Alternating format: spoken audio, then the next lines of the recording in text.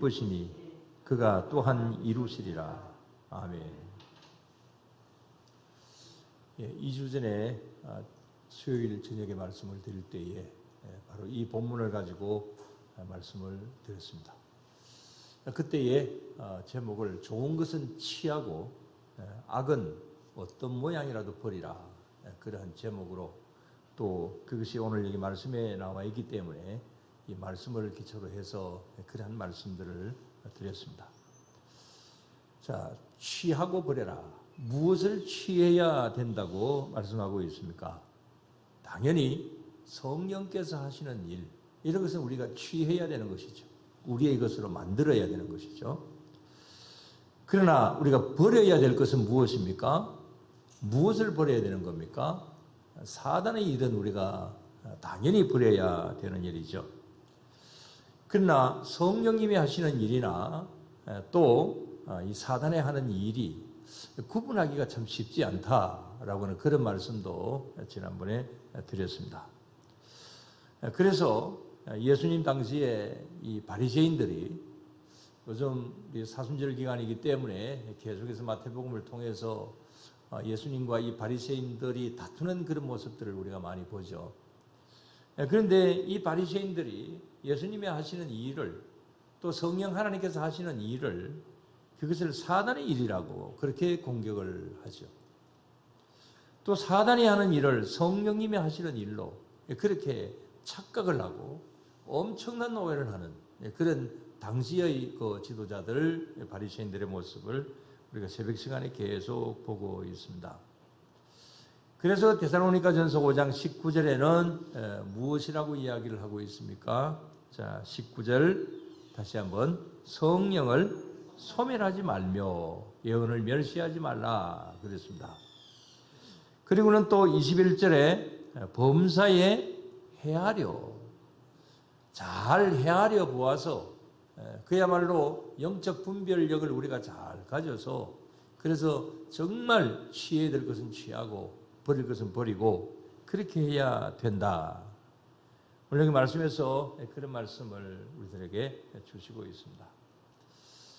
자, 그런데 이 성령님의 역사, 우리가 취해야 될 것, 버려야 될 것, 이게 쉽지 않다, 그런 말씀을 드렸습니다.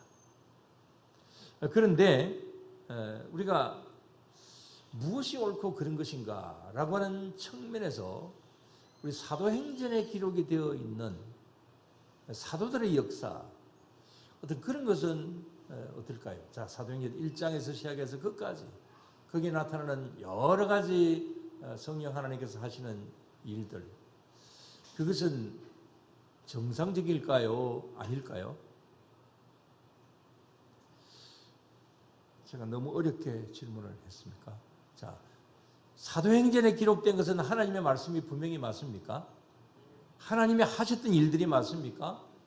물론 그 속에는 이렇게 이상한 사람들이 이상한 일을 하는 그런 일들도 기록이 되어 있습니다. 그것은 분명히 나쁜 것이다라고 이제 말씀을 하고 있고, 사도들이 행하는 일들, 그 일들은 이제 성령님을 힘입고 하는 일들이기 때문에 그 일들은 조금도 그건 잘못됨이 없다. 그건 분명히 성령께서 역사하신 것이다. 그럼 이 사실 분명히 믿으시죠? 예.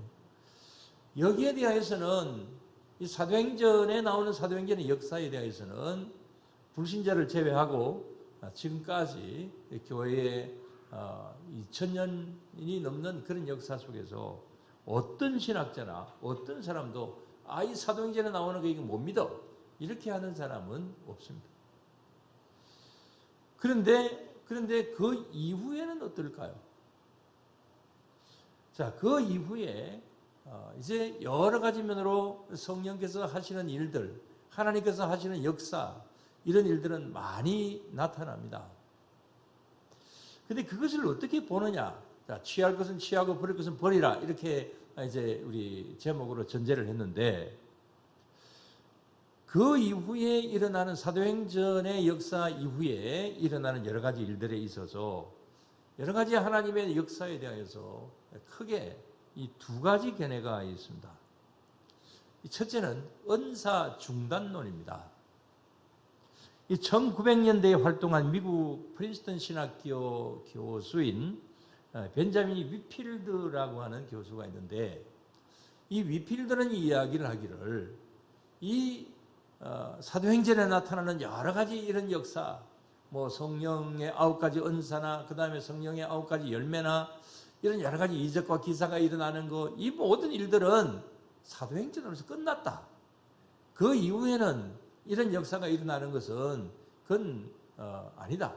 성령님의 역사는 이미 끝났다. 이렇게 이제 이야기를 합니다.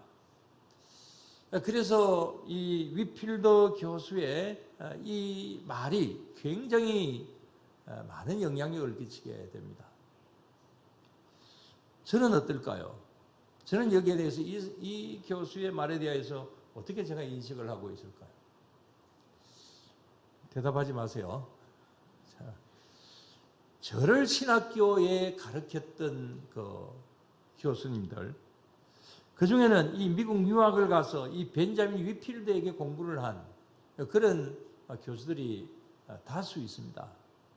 뭐 옛날에 이제 이 프린스턴 신학교를 졸업을 한 그런 이제 신학자들이 많이 있죠.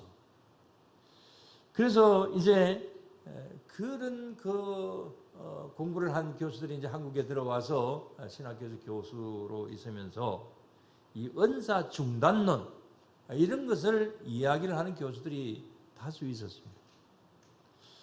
바로 저희들이 신학교에 들어갔던 때가 1970년대니까 이분들이 유학을 갔다 와가지고 교수를 하면서 이런 이야기들을 많이 했기 때문에, 그래서 좀 저희들이 신학교 들어가서 이렇게 공부를 할 때에 있었던 저희 동료들이나 이런 경우에는 이 은사 중단론에 조금 젖어 있는 그런 목회자들도 다수 있습니다. 저도 완전히 은사는 중단됐다라고 하는 그런 것을 믿는 것은 아니지만, 그러나 저희들 세대는 어쨌든 목회를 출발하면서 성령님의 은사에 대해서는 좀 부정적이었습니다. 지금도 조금 좀 이제 여러 목회자들 가운데서 그런 모습들이 좀 있기도 하지만, 그러나 저는 지금은 그런 것은 아닙니다. 그렇지만 아직까지 한국 교회는 그런 영향이, 위필드의 영향이 좀 있다라고 그렇게 보는 것도 뭐 어쩔 수가 없습니다. 그런 면에서 여러분들은 어떻습니까? 이 성령님의 은사가 그야말로 다 끝났다. 은사 중단론. 여러분들 여기에 대해서 뭐 부정하십니까? 아니면은 긍정하십니까? 자, 대답하지 마세요. 자, 그런 면에서 우리 오늘은 이 세계 교회사 속에서 이 성령님의 역사와 은사가 어떻게 흘러왔는가라고 하는 면에 대해서 좀 말씀을 드리겠습니다. 조금은 생소하시겠지만 오늘 교회사로 한번 들어가 봅니다. 이 세계 교회사와 그 속에서 이 성령님의 은사와 역사가 어떻게 이어져 왔는가, 이런 것을 좀 말씀을 드리게 되겠는데, 자, 저기 화면을 한번 보아주시고, 좀 보입니까? 자, 맨 위에 제목이 보세요. 교회사 시대의 구분, 그렇습니다. 연대별로 분류를 좀 해보았습니다. 자, 맨 처음에 이제 교회가 출발할 때에 교회의 첫 출발이 어디였습니까? 교회의 첫 출발 어디였죠? 마가의 다락방이죠. 마가의 다락방에서 이제 첫 교회가 출발을 하게 됩니다. 그때부터 시작을 해서 한 100년까지, AD 100년까지, 이때가 사도시대입니다. 이때는 교회 건설기라 이렇게 볼 수가 있습니다. 예수님의 제자들, 직접적인 사도들이 활동을 했던 때, 또 그 다음에 사도 바울이 활동을 했던 때, 바로 이때가 여기 사도시대이죠. 자, 이 사도들의 그 활동이 그대로 기록이 되어 있는 것이 어느 성경입니까? 사도행전이죠. 아까 제가 질문을 했습니다. 사도행전에 있는 것은 하나님의 일이다. 성령께서 하신 일이다. 라고 하는 분명히 여러분들 믿으신다고 했죠? 예. 거기는 아닙니다 하면은 안 되죠. 왜냐하면 성경을 안 믿는 거니까. 자, 그때가 사도시대입니다. 여기까지는 괜찮습니다. 그 다음에 이제 사도 후 시대입니다. 이때를 교부 시대라 이렇게 이야기를 하기도 하는데 100년에서 한 313년까지 이때는 교회가 핍박을 당하던 시대입니다. 여러분 AD 313년에 무슨 일이 있었는지 혹시 아세요? AD 313년에 가끔 제가 말씀을 드릴 때가 있습니다. 이건 좀 역사적으로 아실 필요가 좀 있어요. AD 313년, 이것은 우리 교회에서만 이야기하는 것이 아니고 이것은 세계사 속에서 우리 학생들이 또 학교에서도 배우는 내용입니다. 이때 역사적으로는 뭐가 있었다고 이야기합니까? AD 313년에 학교 다닌 지 오래돼가지고 이 역사에서는 밀란 칙령이라고 이야기를 하죠. 밀란 칙령, 밀라노에서 이탈리아 밀라노에서 칙령을 내렸는데 학교에서는 밀란 칙령 뭐 그 정도로만 이야기를 합니다. 근데 그 칙령이 뭐냐 하면은 콘스탄티누스 황제가 이제는 예수님을 믿어도 좋다 이렇게 이제 황제의 명령을 내리는 겁니다. 그래서 그것을 밀란 칙령이라고 이렇게 이야기를 하는데 이 교회의 역사 속에서 본다고 한다면 대단한 이제 그 계기가 되게 됩니다. 그때부터 이제 교회가 핍박을 당하지 않고 그때부터 마음대로 예수님을 믿어도 된다라고 하는 그런 면으로 이제 열려진 시대이기 때문에 그러나 AD 313년까지는 굉장히 핍박을 많이 받았던 로마의 핍박 시기이죠. 자, 이런 때에 하나님의 역사는 어떻게 나타났을까? 이때 성령님의 모든 은사가 중단이 되었을까요? 그런 것도 아닙니다. 이 당시에 뭐 많은 사람들을 나열할 수 있습니다만은 순교자 저스틴이라고 하는 유명한 분이 있습니다. 이 저스틴이 이제 활동을 할 때에 강한 성령님의 역사가 나타납니다. 그 다음에 교회사적인 면으로 볼 때 유명한 학자가 있는데 유세비우스라고 하는 학자가 있습니다. 이건 뭐 신학교 가면 이제 이런 유세비우스에 대해서 이야기를 많이 하는데 여기 유세비우스도 역시 마찬가지로 학자이면서 아주 강한 성령님의 능력의 역사를 많이 이렇게 이제 나타내고 또 자신이 지은 그 책에 그런 사실들을 많이 기록을 하고 있습니다. 그 다음에 이레니우스라고 하는 유명한 교부도 있고 트툴리안, 그 다음에 암브로스. 이 암브로스는 어거스틴의 스승이죠. 그 다음에 이 암브로스의 영향을 받은 어거스틴. 자, 이 어거스틴은 처음에는 이런 어떤 그 성령님의 은사나 이런 면으로 또 하나님의 능력의 역사 이런 것을 좀 부정을 했습니다. 그러나 나중에 자기 자신이 또한 기도하는 가운데서 병의 치유를 받기도 하고 그러한 가운데서 이제 완전히 바뀌어지게 되어서 나중에 자신에게 일어났던 일들이나 그 다음에 자신이 행하였 또 자신이 본 여러 가지 그 일들 속에서 하나님의 역사가 일어난 일들을 다 기록을 한다고 한다면 책을 몇 개나 써도 모자란다. 이렇게까지 어거스틴이 이야기를 하기도 했습니다. 자, 그러한 가운데서 이제 이 사도 후 시대와 니케아 회의 시대, 신학 조성기, 이 속사도 교부라고 이야기를 합니다. 여기에서 조금 전에 말씀을 드렸던 이레니우스, 터툴리안, 뭐 이런 사람들이 다 여기에 해당이 되게 됩니다. 그 다음에 이 시대가 끝나고 난 다음에 AD 590년부터 1517년까지 이때를 뭐라 그러냐면은 중세 시대라 이렇게 이야기를 합니다. 자, 이것은 우리 교회사에서만 이야기하는 것이 아니라 이제 세계 역사 속에서 세계사를 배우면 중세 시대, 뭐 세계사를 안 배워도 그런 뭐 지금 이제 TV나 이런 데서도 중세 시대 이런 이야기 많이 합니다. 이 중세 시대는 그레고리 1세, 그러니까 교황 그레고리 1세부터 종교 개혁 시작까지입니다. 자, 이 1517년이 어떤 일이 일어난 해죠? 아까 313년을 기억을 하라 말씀을 드렸고, 1517년은 교회 개혁이 일어났던 해죠. 누가? 마틴 루터가. 자, 그래서 이 루터 때까지, 그때를 이제 중세 시대라고 그러는데, 이 중세 시대의 특징이 무엇입니까? 이 지구 역사 속에서 이 교회가 마가다락방에서 시작을 해서 지금 현재까지 이 지구의 모든 교회 역사 속에서 교회의 힘이 가장 강했던 때가 언제냐? 바로 이때입니다.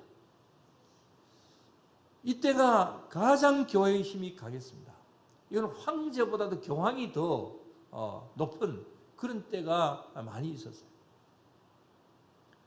그래서 이때는, 자, 전에는 어떠했습니까? AD 313년까지는 이제 교회를 가거나 예수님을 믿으면 잡혀가고 붙잡혀서 죽거나 그랬잖아요. 자, 이제부터는 오히려 반대로 교회 안 가면 붙잡혀가요.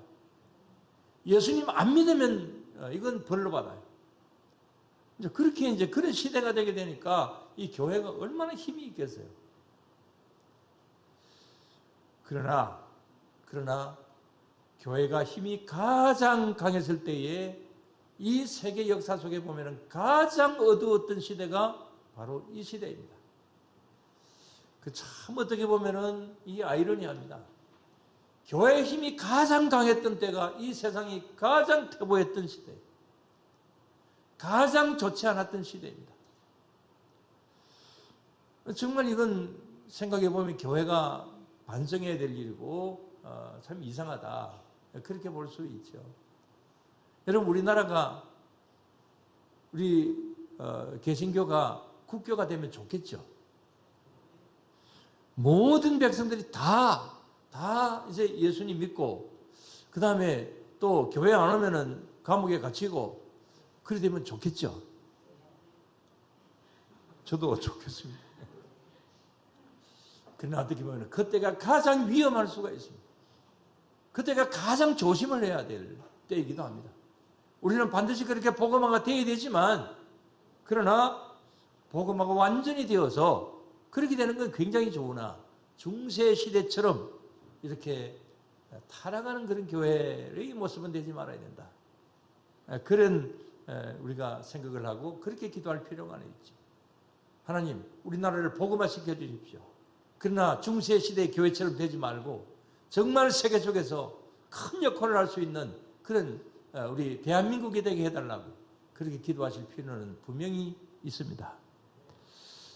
자, 지금 제가 그 말씀을 드리려고 하는 것이 아니고, 가장 힘이 세었고 그 다음에 교회의 힘이 정말 하늘을 뚫을 듯이 그런 어떤 권력이 있었습니다만, 영적인 면으로 볼 때에도 가장 암흑기였습니다. 자, 지금까지 하나님의 역사가 많이 일어났습니다. 교회 속에서 놀라운 일들이 일어났습니다. 하나님의 역사가 정말 크게 나타나서, 그래서 사도시대, 사도후시대, 니케아 회의 시대 이때까지 잘 이렇게 유지가 되어 왔습니다. 그러나 중세 시대는 성령님의 역사가 나타나지 않습니다. 이때는 영적인 어떤 부분보다는 마음적인 어떤 이런 면으로 좀 치우친 그런 측면들이 많이 있습니다. 그 다음에 여기에 어떤 교권주의적인 어떤 그런 가운데서 이 영성은 전혀 떨어져 버리는 어떤 그런 가운데 있다 보니까 기도하지 않습니다. 기도하더라도 바리새인이나 이런 사람들처럼 형식적으로 하는 그런 때였죠. 그래서 이때는 세계사로 볼 때도 이 암흑시대고, 영적인 면으로 볼 때도 교회의 힘이 가장 강했지만은 영적으로도 가장 암흑시대였다, 이렇게 평가를 합니다. 그러나 이 시대에도 영적으로 깨어 있었던 사람들에 의하여서는 많은 역사가 일어났습니다. 자, 이 시대에 아주 유명한 영적으로 깨어 있었던 사람이 있습니다. 그 사람이 누굴까요? 평화의 기도, 우리 이제 노래도 하죠. 평화의 기도, 프란시스죠. 성 프란시스, 아시시의 성자, 그렇게 말을 하잖아요. 그래서 이 프란시스는 그런 가운데서 또 이 중세시대였지만 이제 정말 하나님 앞에 바로 서려고 노력을 했고 정말 많이 기도했고 하나님 앞에 깨어있는 그런 사람이었습니다. 그래서 그는 많은 하나님의 능력을 행할 수가 있었고 또 그를 통하여서 많은 영향력이 이제 그런 어두운 사회였지만은 빛이 나기도 하고 했습니다. 자, 이렇게 중세시대의 과도시대, 로마의 성장시대, 로마 교회 전성시대, 또 그 다음에 로마 교회가 쇠퇴하는 시대, 뭐 이런 면으로 쭉 다 이야기를 했습니다. 자, 그렇다고 한다면은 1517년 무슨 일이 있었다 그랬죠? 개혁의 시대입니다. 루트로부터 1517년에 이제 이 개혁이 일어나게 되고 그때로부터 시작해서 현재 우리의 이 시대까지는 이제 어떠냐? 먼저 루트를 생각을 해 봅니다. 이 루트는 은사적인 어떤 이런 면에 있어서는 초기에는 부정적이었습니다. 뭐 좀 학자다 보니까 그러다 보니까 조금 어떤 학문적으로는 굉장히 깊은데 영적인 어떤 이런 면으로는 좀 그런 면으로 부정적인 생각을 가졌습니다. 그러나 나중에 아주 긍정적으로 바뀌어지게 되고 적극적인 사람이 되게 됩니다. 왜냐하면은 이 루터의 아주 절친이 있는데 멜랑이톤이라고 하는 아주 친한 친구가 있습니다. 근데 이 멜랑이톤이 죽을 병에 걸렸어요. 그래서 루터를 보고 기도를 해달라고 그렇게 부탁을 했는데 뭐 영성적으로 이렇게 그렇게 뛰어나지 않은 어떤 이 루터가 학문적으로는 굉장히 깊지만 기도를 해달라 그러니까 그래서 기도를 했습니다. 기도를 했는데 이 멜랑이톤이 그만이 아니고 그냥 나와버렸어요. 그래서 멜랑이톤이 이런 이야기를 합니다. 만약에 루터가 그때 나에게 기도를 해주지 않았다고 한다면 나는 죽었을 것이다. 그렇게 이야기를 멜랑이톤이 하기도 했습니다. 그때부터 루터가 변합니다. 자기는 뭐 친구를 위해서 기도하는데 사실은 그렇게 기도하면 멜랑이톤이 나을 거라고 사실은 생각 안 했죠. 자기의 기도가 무슨 큰 능력이 있을 것이다 사실은 생각을 하지 않았는데 그러나 기도하니까 그렇게 되게 되는 역사가 일어나서 그래서 그때부터 완전히 변해가지고 그래서 루터는 이런 면에서 이제 영성적인 어떤 이런 면으로도 아주 강한 사람이 되게 됩니다. 그 다음에 이제 근세 시대에 와서 이 모라비안 운동을 했던 진젠돌프 백작이라고 하는 사람이 있습니다. 그 다음에 감리교의 창시자 존 웨슬러가 있습니다. 이런 사람들 아주 유명한 사람들이죠. 이 진젠돌프나 존 웨슬러나 많은 하나님의 능력의 역사를 이제 기도하는 가운데서 또 그 다음에 여러 가지로 자신들이 사역하는 현장에서 그런 일들이 굉장히 많이 일어나게 됩니다. 그래서 이 존 웨슬러를 통하여서 감리교가 이제 세워지게 되는 그런 가운데 있게 되기도 하죠. 그 다음에 이제 최근입니다.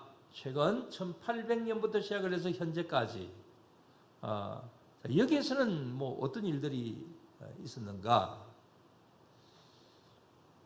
좀 더 이런 면으로 좀 말씀을 좀 드린다면 이 성령님의 은사적인 역사가 계속 이어져 오는 그 과정 속에서 완전히 반대작용이 일어납니다. 아까 말씀을 드렸어요. 은사? 무슨 론? 자, 하나님의 은사가 중세기에는 이렇게 뭐 영적으로 좀 어두웠기 때문에 그때는 일어나지 않았지만 그러나 계속해서 사도시대로부터 계속해서 하나님의 귀하신 능력의 역사는 교회 속에서 성도들 사이에서 많이 일어나고 이제 내려옵니다. 근데 어느 날 갑자기 아까 1900년대에 미국 프린스턴 신학교 교수 벤자민 위필드가 뭘 주장을 했다 그랬어요? 은사 중단론을 주장을 했어요. 아까 말씀을 드렸지만 사도시대에는 그런 역사가 일어났지만 사도시대가 지난 다음에는 이런 역사는 이거는 일어나지 않는다. 또 일어난 그런 것이 보이면 그건 잘못된 거다. 이렇게 이제 이야기를 하게 된다고 했죠. 그런 이야기를 했습니다. 그래서 아주 좋지 못한 영향을 미쳤다고 그랬습니다. 그런 영향을 저도 받았다고 그랬습니다. 그러나 1900년대에 이런 은사 중단론도 있었지만 또 반대되는 일이 일어나게 됩니다. 그 반대되는 일이 뭐냐면은 지난번에 말씀을 드렸어요. 1903년에 영국 웨일즈에서 이반 로버츠 목사님을 통하여서 놀라운 대부흥운동이 일어납니다. 자, 한쪽에는 은사 중단론이 이렇게 진행되는 가운데서 어떻게 보면 하나님께서 그거 아니다. 이거 봐라 하면서 이쪽에서 한번 저쪽에서 한번 그야말로 성령님의 충만함의 대폭탄을 이렇게 터뜨리시는 그런 가운데 있다고 해도 과언이 아니겠습니다. 그래서 1903년에 웨일즈에서 이런 대단한 성령 충만의 역사가 일어납니다. 그 다음에 이와 비슷한 놀라운 성령님의 역사가 1906년에 지난번에 말씀을 드렸습니다. 미국 LA의 아주사 거리의 작은 교회에서 흑인인 시무어 목사님의 주도 아래서 놀라운 역사가 일어나게 되죠. 지난번에 동영상을 통하여서 여러분들 보셨습니다. 그러나 그 일들을 여러분들 2주 전에 보신 분들 어떻게 생각을 하시는지 모르겠습니다. 세상에 어떻게 그런 일이 있을 수가 있나 이렇게 여러분들 생각을 하셨을 수도 있습니다.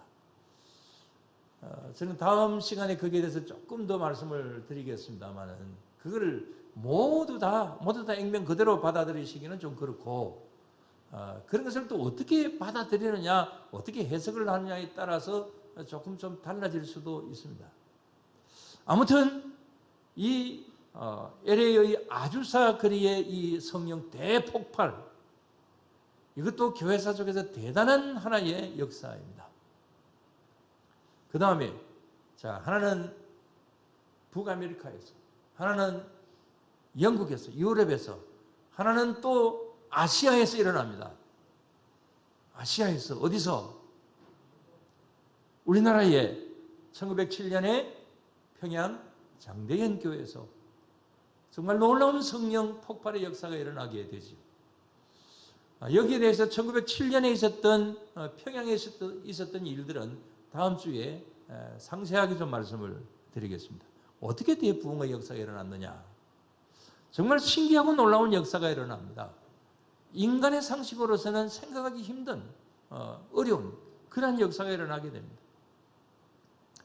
자, 다음 주에 조금 더 구체적으로 말씀을 드리고 마지막으로 말씀을 드릴 것은 성령님의 강한 역사는 언제 일어났느냐?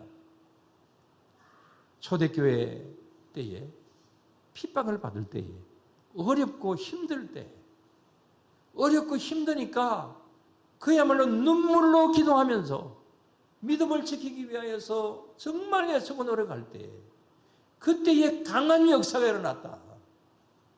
역사가 증명을 했습니다.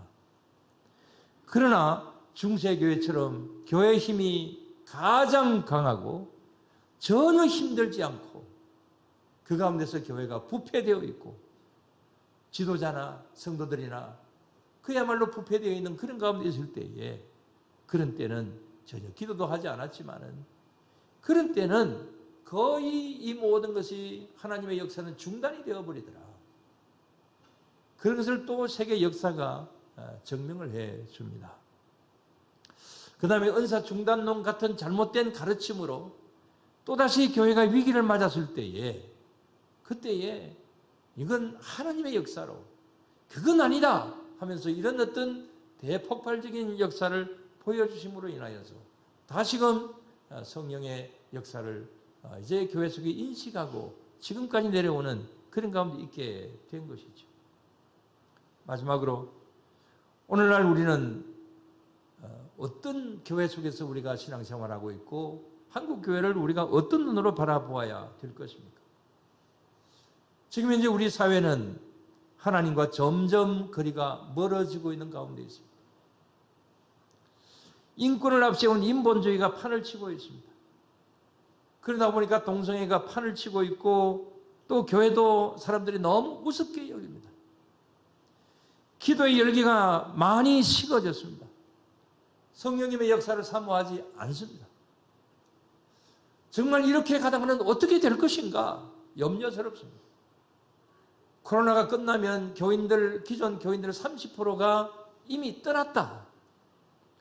다 끝나서 교회를 오고 나면 한국 교회는 30%가 지금 현재 다 떠났을 것이다.